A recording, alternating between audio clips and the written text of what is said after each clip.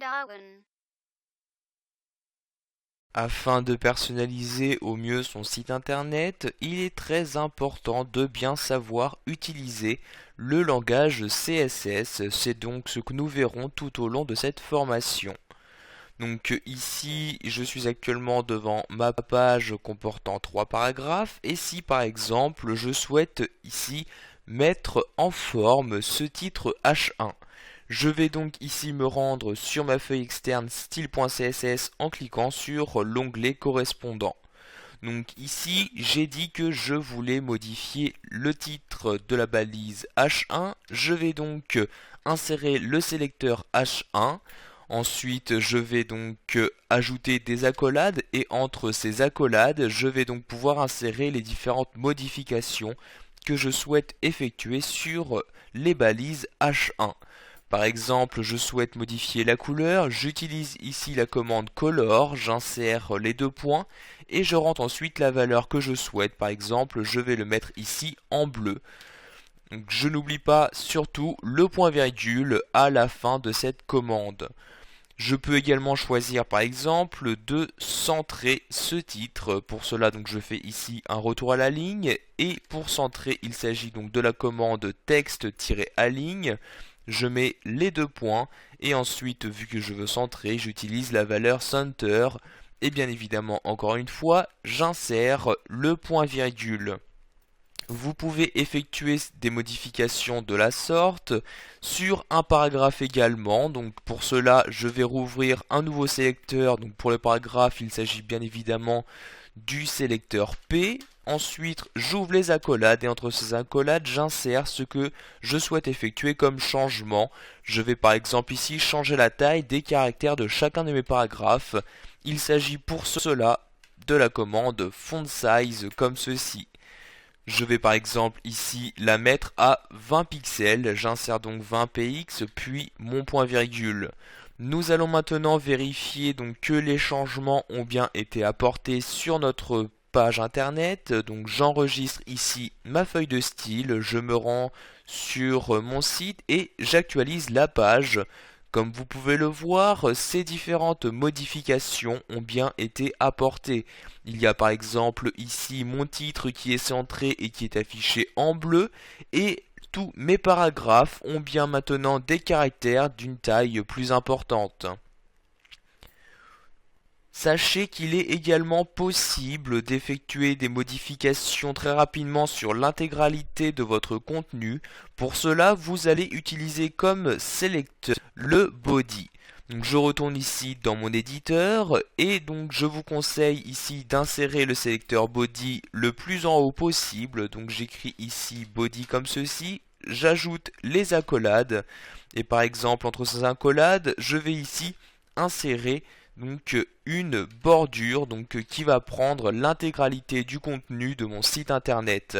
Donc pour cela, comme vous pouvez le voir, il s'agit donc de la commande border et vous allez ici renseigner trois informations.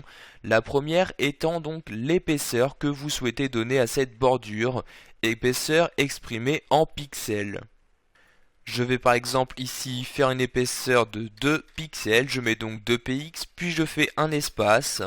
Vous allez ensuite devoir choisir quel type de bordure vous souhaitez utiliser, c'est-à-dire si vous souhaitez avoir une bordure utilisant des traits pleins, des pointillés, etc. Donc ici je vais utiliser les traits pleins, j'écris donc solide et enfin je choisis la couleur, donc ici je vais faire une bordure noire comme ceci. Je n'oublie pas mon point virgule, je vais ici donc rechanger la valeur avant d'enregistrer, je vais la mettre à 15 pixels.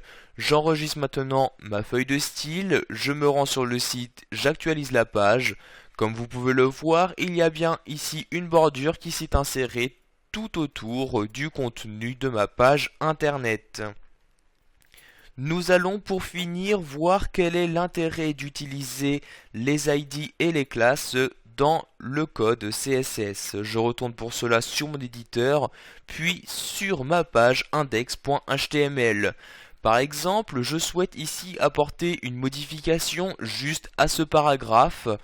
Eh bien, je vais pouvoir pour cela utiliser les ID, comme c'est le cas ici. Vous voyez, j'ai déjà mis un ID para3 sur ce dernier paragraphe. Par conséquent, si j'applique donc des modifications que sur cet ID, ces modifications ne seront prises en compte bien évidemment que sur ce paragraphe. De même pour les classes avec ici le span, j'ai créé donc ici deux classes, donc la classe gras ici que j'ai pu appliquer sur deux spans différents.